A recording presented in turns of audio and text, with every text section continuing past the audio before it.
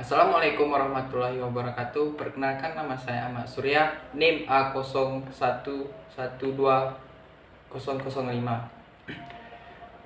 Di sini saya akan memaparkan rangkuman tentang materi pengendalian kualitas yang diampu oleh Bapak Elpani Rismanugroho. Persyaratan sistem mutu yang dituangkan dalam standar internasional ISO 9001, ISO 9002, dan ISO 9003 adalah bersifat saling melengkapi, bukan pengganti dari persyaratan teknik produk yang telah ditentukan. ISO 9000 bersifat umum dan tidak terkait pada suatu industri atau sektor ekonomi tertentu. Standar internasional ISO merupakan organisasi yang anggotanya kurang lebih 90 negara dan memiliki kantor pusat di Rue Parembe, Geneva, dan Switzerland. ISO 9001 sistem mutu atau model jaminan mutu dalam bidang desain, pengembangan, produksi, instalasi, dan pelayanan. Definisi dalam ISO 9001. Yang pertama, produk adalah hasil suatu kegiatan atau hasil suatu proses. Dan yang kedua, tender. Tender adalah penawaran yang dibuat oleh perusahaan sebagai tanggapan atau permintaan untuk memenuhi kontrak penyediaan produk. Yang ketiga, kontrak adalah persyaratan yang disetujui antara perusahaan dan pelanggan yang disampaikan dengan cara apapun.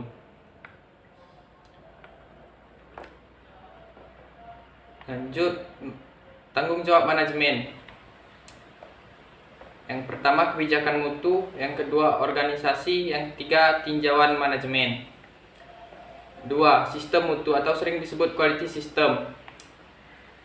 Yang pertama, umum. Yang kedua, prosedur sistem mutu. Terus yang ketiga, perencanaan mutu. Yang ketiga, tinjauan kontrak atau disebut kontrak review. Yang pertama, umum. Yang kedua, tinjauan. Yang ketiga, amandemen pada kontrak. Yang keempat, rekaman data. Yang keempat, pengendalian desain atau sering disebut desain kontrol. Yang pertama ada umum, yang kedua perencanaan desain dan pengembangan. Yang ketiga, keterkaitan berbagai fungsi organisasi dan teknik. Yang keempat, masukan desain. Yang kelima, keluaran desain. Terus yang keenam, tinjauan desain. Yang ketujuh, verifikasi desain. Dan yang terakhir, validasi desain. Yang kelima, pengendalian dokumen data atau sering disebut dokumen and data control. Yang pertama, umum. Yang kedua, pengesahan dan penerbitan dokumen dan data. Yang ketiga, perubahan dokumen dan data. Yang keenam, pembelian. Yang pertama, umum.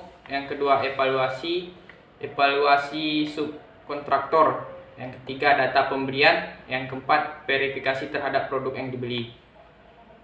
Yang kelima, verifikasi oleh perusahaan di tempat subkontraktor. Yang keenam, verifikasi oleh pelanggan THD produk yang disubkontrakkan. Yang ketujuh, pengendalian produk milik pelanggan. Perusahaan harus menetapkan dan memelihara prosedur terdokumentasi untuk mengendalikan dan melakukan verifikasi.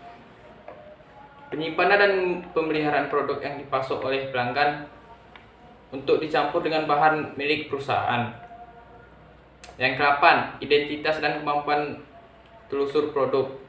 Apabila dapat dilakukan, perusahaan harus menetapkan dan memelihara prosedur tertulis untuk identifikasi produk dengan tata cara yang layak sejak tahap penerimaan, selama tahap produk hingga pengirim dan instalisasi. Yang ke-9, pengendalian proses.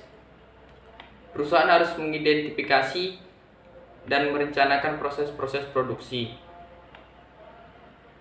instalasi dan pelayanan yang secara langsung dapat mempengaruhi mutu, dan harus menjamin agar proses-proses ini dilaksanakan pada kondisi terkendali. Yang ke-10, inspeksi dan pengujian. Yang pertama, umum. Yang kedua, inspeksi dan pengujian pada tahap penerimaan. Yang ketiga, inspeksi dan pengujian dalam proses. Yang keempat, inspeksi dan pengujian akhir. Yang kelima, rekaman hasil inspeksi dan pengujian. Yang 11, pengendalian alat inspeksi, alat ukur dan alat uji. Yang pertama umum, yang kedua prosedur pengendalian. Yang ke-12, status hasil inspeksi dan pengujian.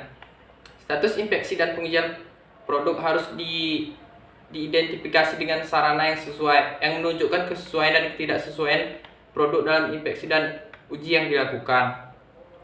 Yang ke-13, pengendalian produk yang tidak sesuai. Yang pertama umum, yang kedua tinjauan dan penentuan produk yang tidak sesuai. Yang 14, tindakan koreksi dan pencegahan. Yang pertama umum, yang kedua tindakan koreksi, yang ketiga tindakan pencegahan. Yang ke-15, penanganan, penyimpanan, pengemasan, pengawetan dan pengiriman. Yang pertama ada umum, yang kedua penanganan, yang ketiga penyimpanan, yang keempat pengemasan, yang kelima pengawetan, dan yang terakhir pengiriman.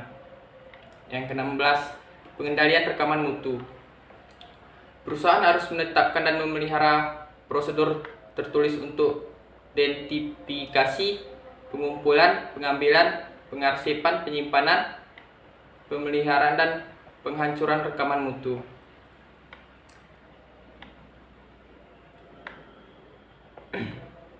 Yang ke-16, pengendalian rekaman mutu. Perusahaan harus menetapkan dan memelihara prosedur tertulis untuk identifikasi, pengumpulan, pengambilan, pengarsipan, penyimpanan, pemeliharaan, dan rekaman mutu. Yang ke-17, audit mutu intern. Perusahaan harus menetapkan dan memelihara prosedur tertulis untuk perencanaan dan pelaksanaan audit mutu interverifikasi. Apakah kegiatan mutu dan hasil yang berkaitan memenuhi ketentuan yang telah direncanakan dan untuk menentukan efektif tidaknya sistem mutu. 18, pelatihan atau training. Perusahaan harus menetapkan dan memelihara prosedur tertulis untuk diidentifikasi kebutuhan pelatihan dan penyediaan pelatihan bagi semua personil. Melakukan kegiatan yang mempengaruhi mutu. 19, pelayanan atau servis. Bila pelayanan merupakan persyaratan yang telah ditentukan, perusahaan harus menetapkan dan memelihara prosedur tertulis untuk melaksanakan verifikasi dan pelaporan bahwa pelayanan memenuhi persyaratan yang telah ditentukan. Yang ke-20, teknik statistik. Yang pertama, identifikasi kebutuhan. Yang kedua, prosedur. ISO 9002 merupakan sistem mutu atau model jaminan mutu dalam produksi, instalasi, dan pelayanan. Persyaratan dalam ISO 9002 ini sama dengan persyaratan yang terdapat dalam ISO 9001 kecuali pengendalian desain non applicable. ISO 9002 sangat cocok untuk perusahaan jasa yang tidak memerlukan pengendalian desain seperti hotel, rumah sakit, dan asuransi, bank, lembaga pendidikan, maupun laboratorium pengetesan. Beberapa contoh perusahaan penghasil barang yang memerlukan sistem standar ini adalah perusahaan jet, perusahaan sepatu, dan beberapa perusahaan dalam bidang industri kimia. ISO 9003 merupakan sistem mutu atau model jaminan mutu untuk inspeksi akhir dan tes. Beberapa persyaratan yang terdapat dalam standar ini sama dengan isinya persyaratan dalam ISO 9001 kecuali pengendalian desain, pengendalian proses, dan pelayanan yang bersifat non applicable. ISO 9003 merupakan standar yang kurang rinci. ISO 9004. ISO 9004 adalah pedoman yang tidak mengikat atau non kontraktual atau petunjuk untuk pemahaman yang terdiri dari ISO 9041, ISO 9048. Manfaat ISO 9000. Yang pertama, penghematan biaya. Yang kedua, peningkatan efisiensi. Yang ketiga, produktivitas yang naik. Yang keempat, tingkat kompetitif yang semakin tinggi. Faktor penting tidaknya ISO.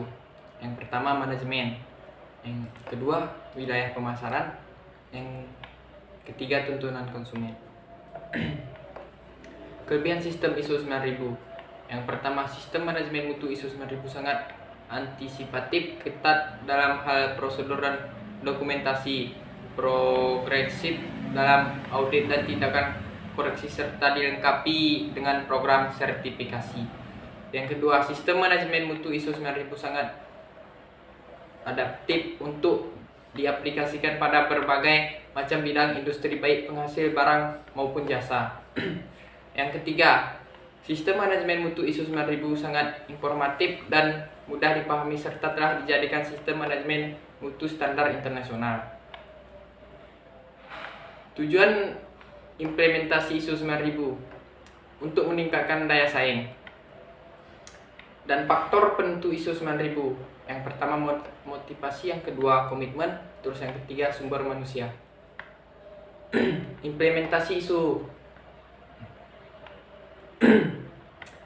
Implementasi sistem ISO. Yang pertama adopsi, yang kedua persiapan, yang ketiga pengembangan, yang keempat implementasi, yang kelima asesmen. Mungkin hanya ini yang dapat saya sampaikan. Lebih dan kurang saya mohon maaf. Wabillahi taufik wal hidayah. Assalamualaikum warahmatullahi wabarakatuh.